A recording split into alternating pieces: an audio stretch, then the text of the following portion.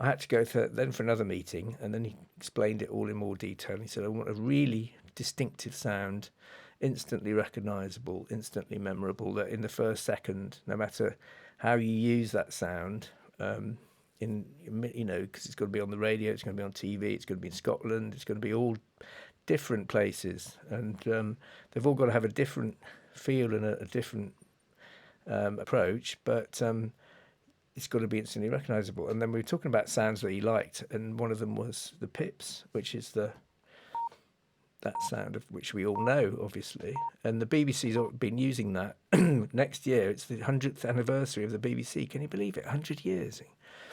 And that sound was at the very start of the BBC, and it was from the Greenwich Observatory.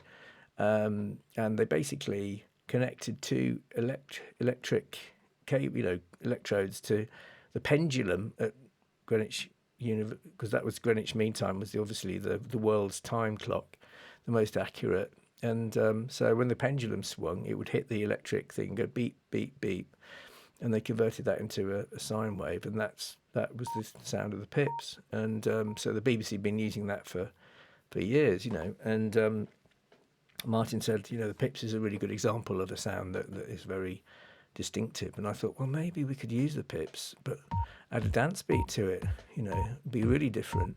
And I was thinking of this in my head as we were chatting. And then, I'd build it up and add a bass line to it. And then he said, oh, well, I'd like some sort of drama and it's got to have sort of drama and tension a bit. So I thought big drums does that trick, so I did those. And so I was thinking all this in my head as we were talking, and he said, can you come back on Friday? And this was on a Wednesday. He said, can you come back on a Friday and play some ideas to the BBC team? And I'll introduce you as the composer, and then, just bring in some initial ideas and see how we get on. So I was thinking, I've got a day to do it, So I sort of rushed back home, thinking, is that idea, is that too crazy? Is it too mad? And I thought, no, I couldn't think of anything else that had that same, that was strong enough, really. The thing about that was it was a sort of distinctive idea, it wasn't just a tune or anything, it was just it was an idea. So I thought, no, that's going to be the one. So I sort of put it together when I got back on the Thursday, and then did all the layers, added some nice string chords underneath.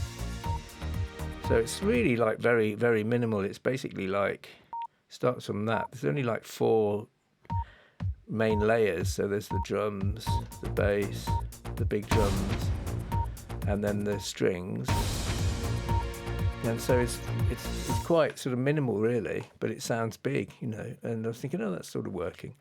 And so I took that down to the BBC team, and Martin introduced me, and I played the idea. And they just looked at each other and went, I think you've done it. That's it. That's the one. That's absolutely perfect. Don't change it, And it's like an incredible moment, That was the start of it, really. And so from that basic sort of idea of the pips and the beats per second and the bass line, those are the core elements that I've used for the last 22 years. In all the other versions that I've done, the pips are always the thing that give it that identity.